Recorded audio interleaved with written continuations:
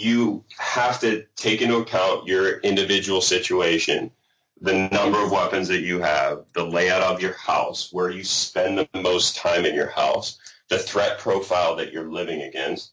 If you live in a nice suburb with very low crime rates, there's a low chance of it being viciously attacked. If we live in a society that's broken down with roving bands of outlaws, that's a whole different story. As a responsible person with growing concerns for your privacy and personal liberty, you want to know where we're headed and what you can do about it. We ask the experts what you need to do to take prudent and responsible action to safeguard your family's wealth and well-being, and what basic first steps will help you to be aware and prepared. ReluctantPreppers.com. I'd like to jump into a few of our viewers' questions. We've invited our viewers to submit specific questions that they wanted us to address with you, and so I'd like to touch on a few of those.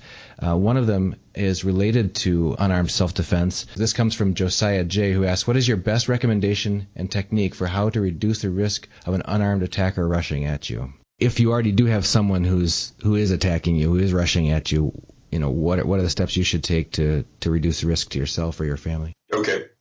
The question being, what should you do if you have an attacker rushing at you? The biggest thing is going to be distance. So the distance at which the attacker is going to determine your course of action. And what I mean by that, and this is a very important point, in the middle of a fight, your ability to make decisions is physiologically restricted due to the adrenaline dump.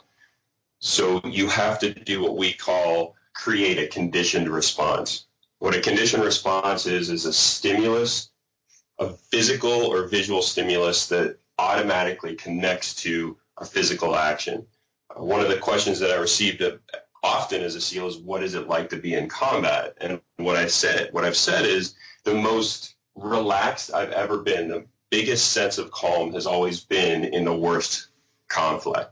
And the reason being is I can turn my brain off when I'm in that type of a conflict because I'm relying completely on the stimulus response, the conditioned responses that have been programmed into me. I don't have to make a decision. And that's why it ties back to training. So what you're going to do is tie specific reactions to different distances of an attacker. If an attacker is within 6 feet, so that's about double arm distance away, and they're rushing towards you, the best thing to do, and this is counterintuitive, that's why it has to be trained, is to close the distance.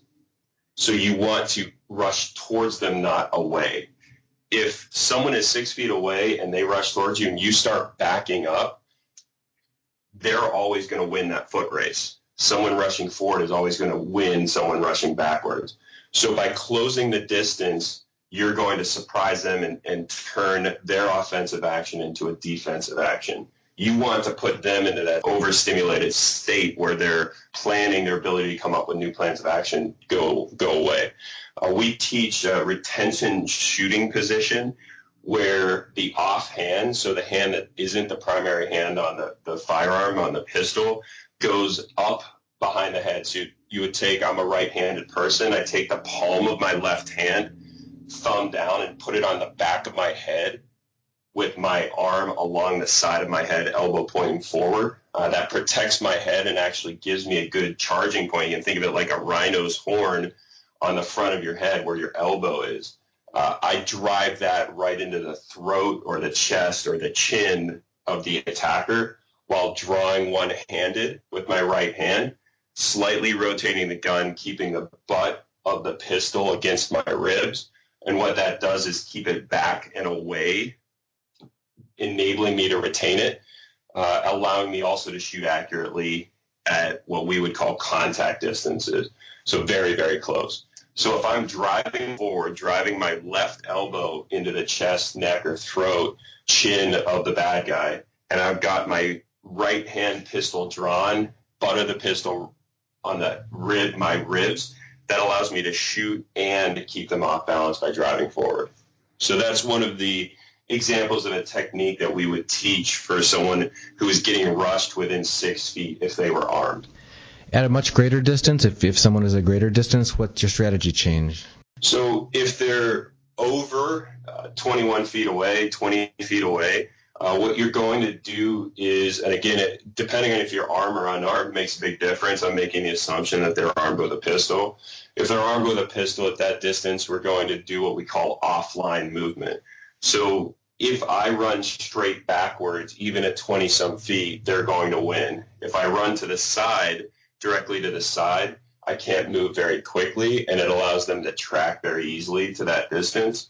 Offline movement is what's called flanking movement. So what I want to do is get to their side or their rear. So I'm going to be rushing in an arc to either one of their sides.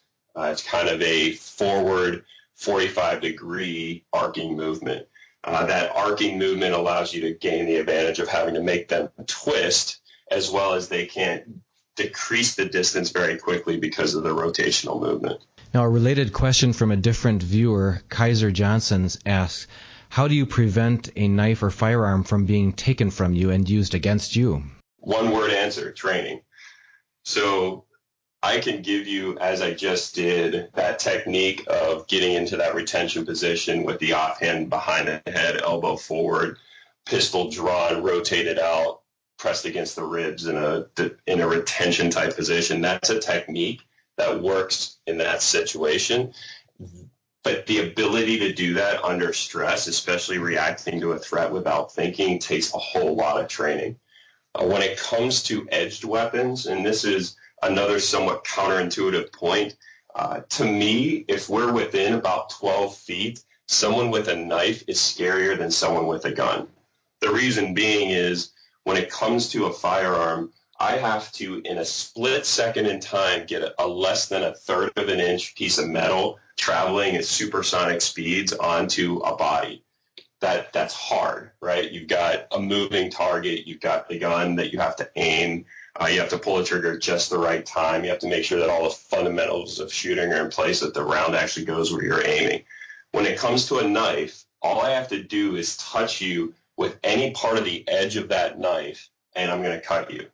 And so when you're in close, a knife is actually much more dangerous, in my view, than a firearm.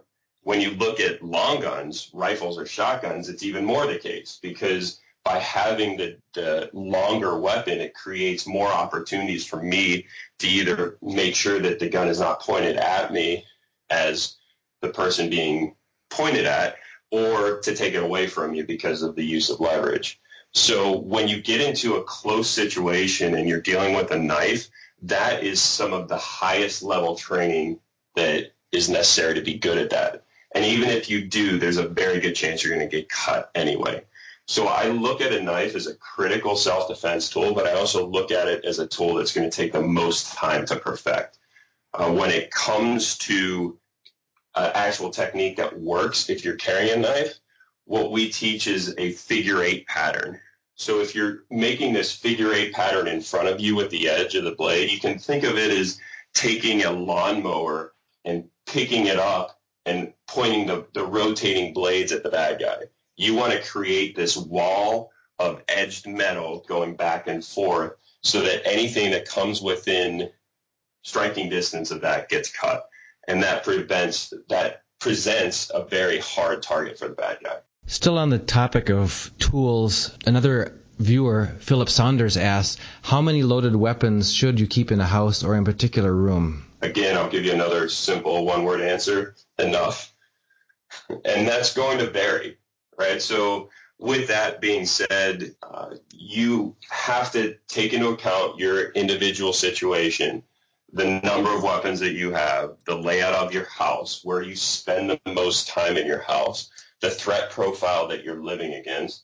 If you live in a nice suburb with very low crime rates, there's a low chance of it being viciously attacked. If we live in a society that's broken down with roving bands of outlaws, that's a whole different story. In general, what we teach people is that wherever you spend large sections of time, it's good to have access to a firearm in a way that is secure. So I don't suggest leaving pistols in every drawer around the house, because then you run the risk of someone who is untrained gaining access to that gun and having a negligent discharge.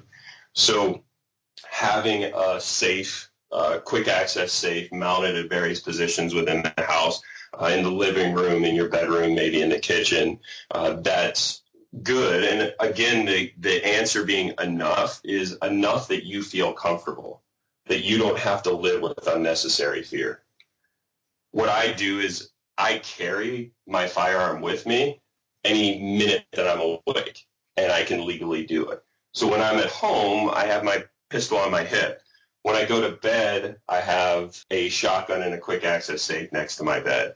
So I only have one mounted gun in my house because I'm carrying one the rest of the times. So for me, that works. For others, they like to have multiple guns in safes in major areas of their house.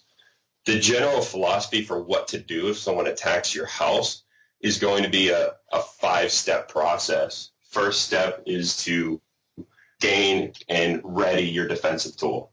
So if my house comes under attack, the first thing I'm going to do is make sure that I have a defensive tool ready and in my hand. The second step is to barricade. Barricade yourself in a position, put something in between you and that threat. Being able to have the ability to barricade, and what I mean by that is being able to even just lock a door. Most people's bedrooms are unable to be locked other than those little door locks. In all the bedrooms in our house, we have deadbolts and solid core doors with solid wood frames.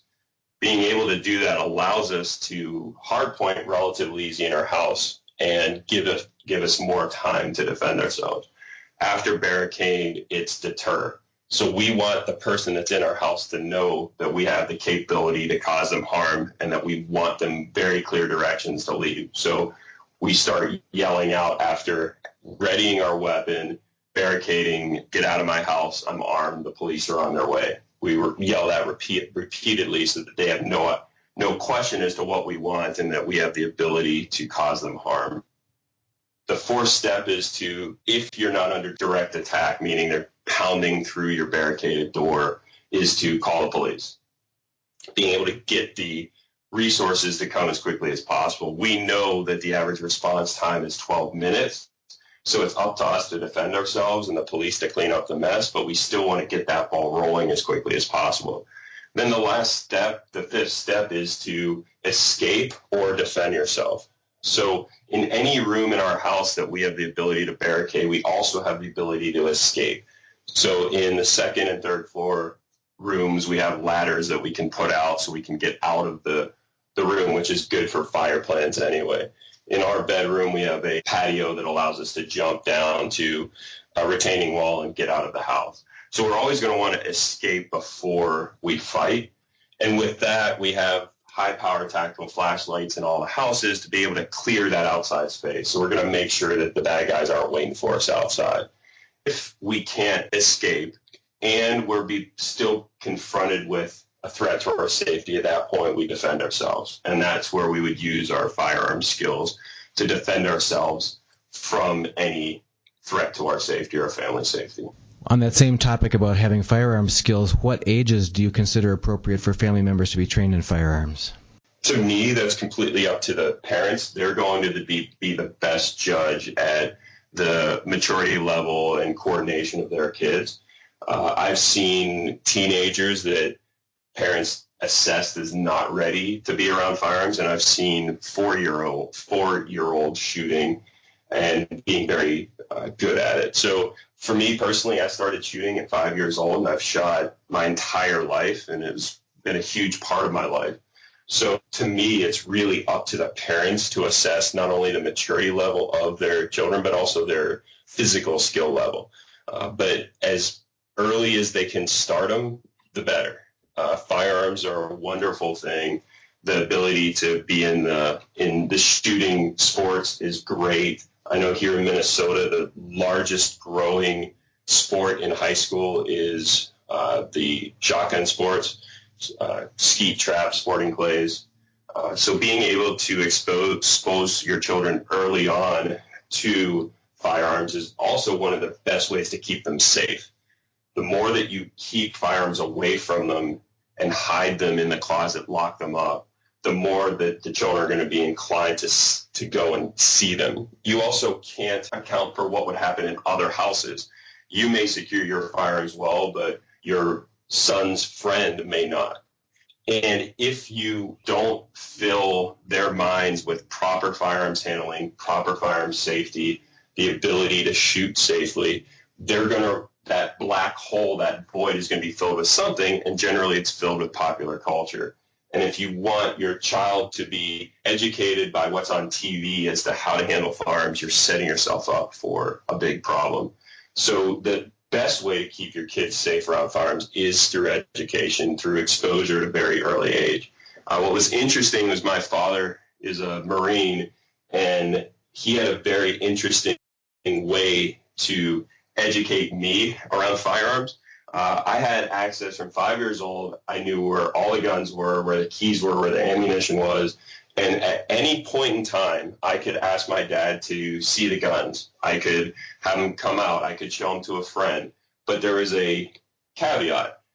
If anyone touched the gun, they had to be cleaned, which means I had to clean them. So I had to take them all apart, clean them all, even if they hadn't been shot. And his point in doing that was twofold. One, to give me access whenever I wanted. Two, to have guns become a regular tool. It was no different than a screwdriver because I had to take them all apart. I had to clean them repetitively. The funny part about this is I get to the Naval Academy my freshman year, and they issue me my drill rifle, which is a demilitarized M1 Garand, so I couldn't even shoot it. And as soon as they gave it to me, I asked them, I said, where's the cleaning kit? And they looked at me like I was nuts. I said, well, I'm touching it. I need to clean the gun, right? You need to clean it. And so I got made fun of quite a bit my freshman year just because I honestly thought up until high school that if you touched the gun, you had to clean it. So it was, but it is a good way to get exposure to the kids as well as educate them in how they work.